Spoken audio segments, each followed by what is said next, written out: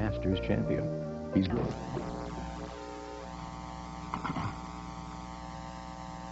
In the words of a great Methodist hymn, "Oh, for 1,000 tongues to sing our great Redeemer's praise."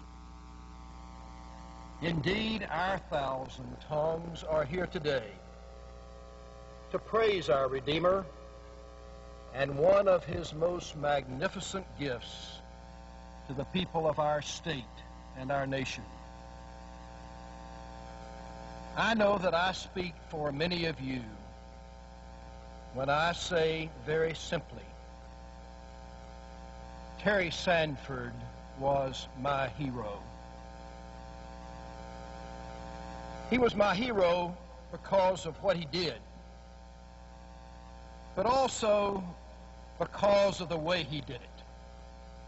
His approach, his style, his ideas. He was constantly looking for ways to improve things, calling people together to study issues, to prepare proposals for action. In fact, I suspect that by now, he has almost certainly had his orientation session with the Lord. And it was not a one-way conversation. I expect he's given the Lord a few good ideas for improving heaven, some of which should be done in the next 30 days. And almost certainly, if he has found any poverty, any discrimination, any poor schools, any worthy arts ideas, there are projects underway even now. At a time when we struggle about whether government should act, let us remember the words of this uncommon man, Terry Sanford, who could think great thoughts and make them a reality. In one of his books, Terry wrote, "Indeed, if government is not for the express purpose of lifting the level of civilization by broadening the opportunities in life for its people, what is its purpose?" And he added, "Government is not something passive, not our kind of government. It has built into it the spirit of outreach, the concern for every individual. Look at the verbs in the preamble to the Constitution: establish, ensure, provide, promote, secure. All of these connote action, and all suggest that we must constantly be striving to improve the opportunities of our people. And act, Terry Sanford did. Strive to improve opportunities for our people. He did. Imagine what North Carolina would be like if we had not had Terry Sanford striving for us all these many years. Imagine what North Carolina would have been like in the 1960s if we had not had a governor who believed in bringing people of all races together. If we'd had a governor like some other states who appealed to the worst rather than the best in us. Imagine no Terry Sanford. Imagine what North Carolina would be like without the Research Triangle Park. Imagine no Terry Sanford. Imagine what North Carolina would be like without the community college system or the School of the Arts. Imagine no Terry Sanford. Imagine what North Carolina would be like had he not set national excellence as the goal for this great university and all of our other universities. Imagine no Terry Sanford. Imagine what North Carolina public schools would be like if a great governor had not had the courage to pass a tax for school improvements, an act of courage that cost his own political ambitions deeply. Imagine no Terry Sanford. It is truly unimaginable. You cannot imagine North Carolina without Terry Sanford. 40 years ago, no one could have imagined what North Carolina would become. No one, that is, but Terry Sanford. He once wrote, "The governor by his very office embodies his state. He stands alone at his inauguration as the spokesman for all of the people. His presence at the peak of the system is unique, for he must represent the slum and the suburb. His concerns must span rural poverty and urban blight. The responsibility for initiative in statewide programs falls upon the governor.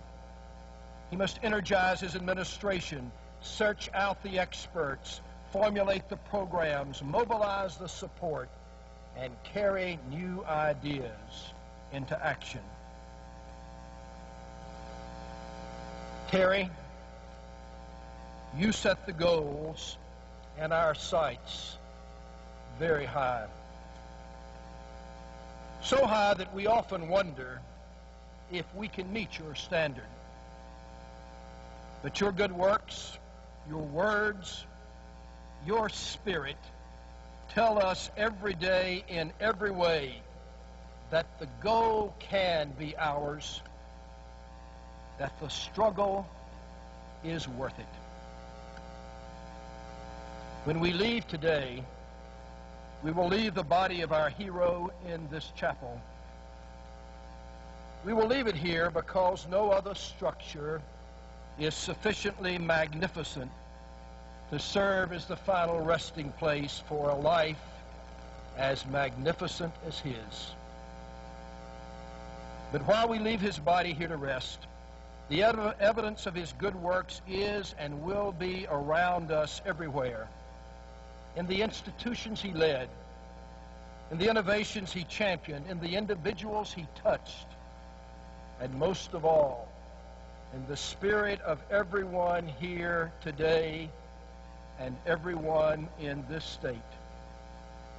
And so it will be for every generation to come. For all that North Carolina has become and will be, Terry, we thank you. God bless this place. God bless this family. And thank God for the magnificent blessing of giving North Carolina Terry Sanford.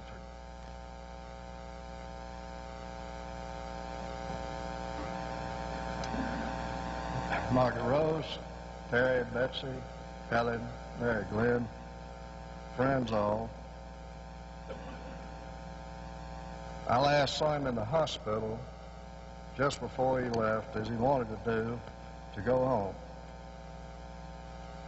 He greeted me then, both feebly and with effort, as he had 1,000 times during our intertwined lives.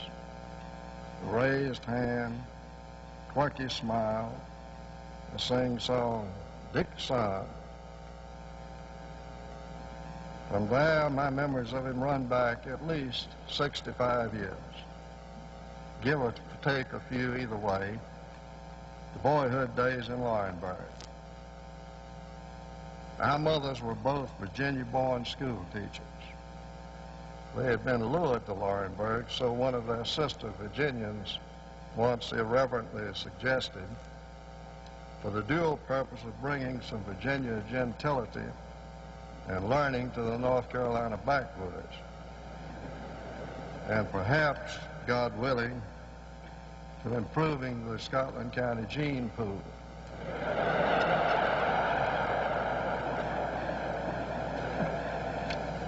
Both of them faithful to their missions, married good young men of the town, raised their families there, and lived long lives as friends until Miss Betsy died at 99, a few years before my mother died last year at 98. Both of them almost to the ends of their long widowhoods in the houses in which Terry and I were raised and lived before going separately off to college in the late and mid-30s. So I look back down the long road of his life and accomplishments as recounted by Jim and Mary and Dan, some portions of which it was my good fortune to share in the close-knit airborne units of World War II, in law practice, in political battles, in moments, too few in retrospect, of simple fun and foolishness. I look back to the beginnings long ago. And looking back, it all seems very simple to me. Why he was what he was, did what he did, and persevered to the end. He did it because he took an oath when he was 12 years old and kept it. It started out, on my honor, I will do my best to do my duty to God and my country. And then included such things as the people at all times. It's hard to believe, but he believed it. He was the eternal Boy Scout. It is just that simple. He was a true believer. Not a heavy-breathing, true-believing zealot, but a true believer in the Frank Graham mode. That it's better to light a candle than to curse the darkness. That you should not take counsel of your fears. That the fundamental requirement is to do justice, to love mercy, and remember that you're a mere mortal in the eternal presence. That on the earth's last day, if you should happen to be there, the thing to do would be to plant a tree, or write a book, or start building something worthwhile, even as oblivion loomed. Of course, he was more complicated than that. Of course, he didn't always succeed. Of course, he was capable of occasional miscalculations and errors of judgment in public and private affairs. Of course, he was prey to the usual run of human failings. But on the essentials, for the long run, in good times and bad, he kept the oath about as well as it can be kept by one in the heavy engagements of an active, uncloistered life. The simple compass at the core held him true on course to the end.